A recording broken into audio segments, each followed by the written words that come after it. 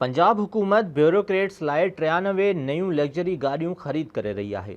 मुख़्तलिफ़ social media पोस्टन में दावा कई वई है तो पंजाब हुकूमत पंहिंजे ब्यूरोक्रेट्स लाइ 93 लग्जरी गाड़ियूं ख़रीद करण की मंजूरी ॾेई छॾी है, जिन में 40 टोयोटा फॉर्च्यूनर्स भी शामिल आहिनि।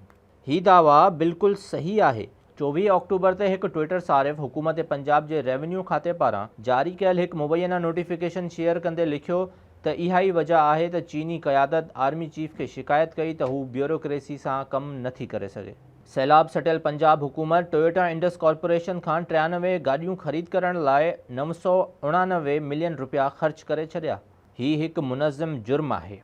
इन मुबैना ट्वीट में केतरी हकीकत है केतरो कूड़, इहो सिर्फ इन गाल से ही ज़ाहिर थी तो पवे तो वाकई पंजाब हुकूमत के रेवेन्यू खाते पारां एक नोटिफिकेशन जारी किया वयो है। दरावड़ न्यूज़ इन नोटिफिकेशन की कॉपी हासिल करे वरती है। सरकारी दस्तावेज़ मुताबिक 7 अक्टूबर ते पंजाब असेंबली की कायम कमेटी बराए फाइनेंस एंड डेवलपमेंट हिदायतूं जारी कयूं तो सूबे में ब्यूरोक्रेट्स के लाइ 93 लग्जरी गाड़ियों खरीद करण लाइ 989 मिलियन रुपया खर्च किया वञनि।